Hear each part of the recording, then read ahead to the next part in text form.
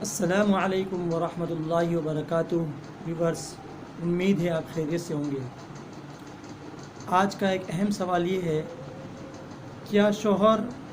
اپنی بیوی کے ساتھ حیض کی حالت میں ملاعبت، فور پلے، کسنگ وغیرہ کر سکتا ہے یا نہیں؟ ناظرین، یاد رکھیں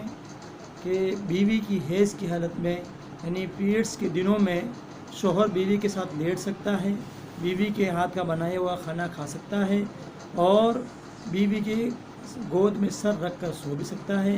اور بیوی کے ساتھ لیٹ کر اس کے ساتھ کسنگ، فور پلے وغیرہ بھی کر سکتا ہے، لیکن ایک شرط کے ساتھ کہ اس کو اپنے آپ پر پورا کنٹرول ہو کہ وہ اس کے ساتھ فور پلے کرتے کرتے ہم بستری نہیں کرے گا۔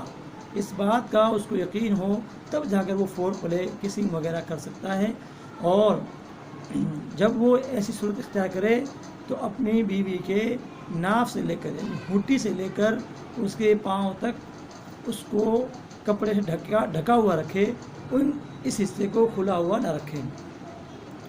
ہو سکتا ہے کہ حصہ کھلا ہونے کی وجہ سے آدمی جمع کر بیٹھے، اس لیے اس حصے کو ڈھک کر ہی آدمی فور پلے کرے، کسنگ وغیرہ کر سکتا ہے اور اس کی اجازت ہے۔ لیکن اگر آپ کو خطرہ ہو کہ اگر آپ نے کس کیا یا گلے لگایا، ساتھ لیٹے اور لیٹنے کی صورت میں ایسا کچھ ہوا کہ آپ اپنے اوپر کنٹرول نہیں رکھ سکتے اور آپ نے جمع کر لیا، تو یہ بہت ہی بڑے گناہ کی بات ہوگی، اور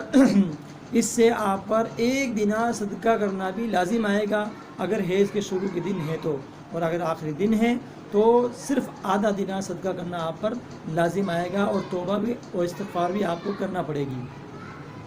یہ تو ایک مسئلہ ہو گیا۔ دوسرا مسئلہ یہ ہے کہ عورت کو جو یہ دن آتے ہیں، ایام ہوتے ہیں حیض کے، یہ کتنے دن ہوتے ہیں؟ تو یہ یاد رکھیں کہ کم سے کم حیض کی مدت 3 دن ہے،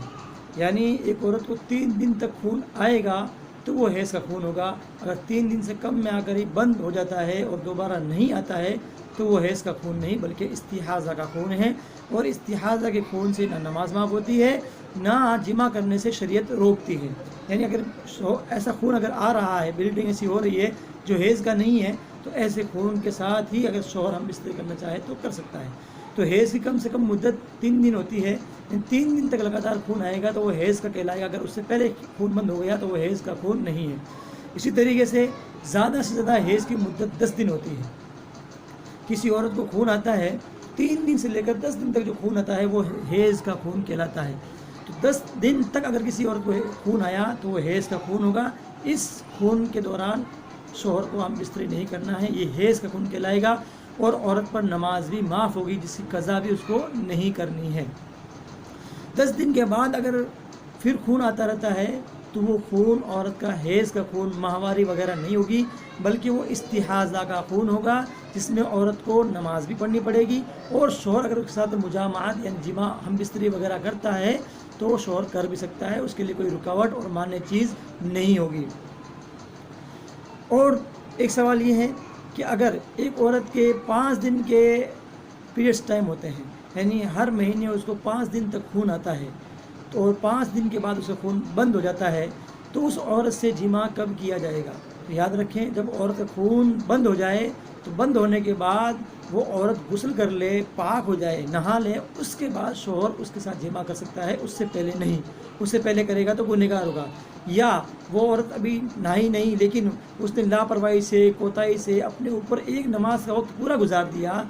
تو نماز کے وقت گزر جانے کے بعد شوہر اپنی بیوی سے ہم بستری کر سکتا ہے۔